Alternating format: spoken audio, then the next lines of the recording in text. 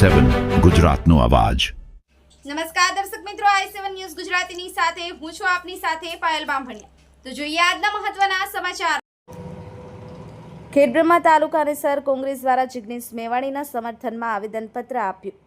ખેડબ્રહ્મા પ્રાંત અધિકારીને દારૂ અને જુગાર બંધ કરવા આવેદનપત્ર આપ્યું। ખેડબ્રહ્મા સર કોંગ્રેસ પ્રમુખ, તાલુકા કોંગ્રેસ પ્રમુખ, સંગઠનના તમામ હોદ્દેદારો સહિત મોટી સંખ્યામાં કાર્યકર્તાઓ ભેગા થઈ ડોક્ટર બાબા સાહેબ આંબેડકરને ફુલહાર કરી રેલી સ્વરૂપે નીકળી આવેદનપત્ર આપ્યું। હમણાં જિગ્નેશ મેવાણીના દારૂબંધીના નિવેદન બાબતે વિરોધ કરવામાં આવ્યો હતો, ત્યારે તેમના સમર્થનમાં સમગ્ર ખેડબ્રહ્મા તાલુકા શહેર કોંગ્રેસ દ્વારા આવેદનપત્ર આપવામાં આવ્યું। દારૂ જુગાર બંધ કરો, ડ્રગ્સ માફિયાઓને જેલ ભેગા કરોના નારા સાથે પ્રાંત અધિકારીશ્રીને આવેદનપત્ર આપવામાં આવ્યું। ખેડબ્રહ્મા શહેર કોંગ્રેસ પ્રમુખ તથા તાલુકા કોંગ્રેસ પ્રમુખ દ્વારા આવેદનપત્રની સાથે મૌખિક રજૂઆત કરી યોગ્ય કાર્યવાહી કરવા કહ્યું હતું। Bureau chief Hasmukh Prajapati, i7 news Gujarati, Sabarkantha. Congress સમિતિ વતીથી એક રજૂઆત લઈને છે સાહેબ કે અત્યારની પરિસ્થિતિ ગુજરાતમાં એવી છે કે દૂધ લેવા જવું હોય તો બજારમાં જવું પડે છે, પણ જો દારૂ જોઈતો હોય તો ખાલી લોકેશન નાખો અથવા ખાલી એક સિંગલ કોલ કરો, હોમ ડિલિવરી સાહેબ આપે છે। અને અમે તો હમણાં ન્યૂઝપેપરના માધ્યમથી જોયું પણ છે કે ઓનલાઈન 33 જણાએ લોકેશન નાખ્યા છે અલગ અલગ શહેરોની અંદર કે ભાઈ તમારે આ દારૂ કે આ વસ્તુ જોઈતી હોય તો અમારા આ લોકેશન ઉપર આવો।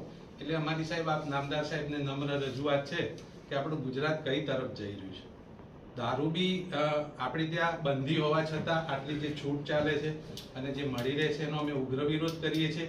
સાથે અમારી સાહેબ એક નમ્ર રજૂઆત એવી છે કે દારૂમાંથી તો કાલે રિહાબ સેન્ટરમાં અથવા તો સારવાર બાદ એ બહાર પણ નીકળી શકે છે, પણ એક વખતે ડ્રગ્સના ખપ્પરમાં માણસ જાય તો એ પરિવારે તો એમ જ સમજવાનું કે એનો દીકરો હશે કે દીકરી હશે, એને બાળક હોવાનો વારો આવશે।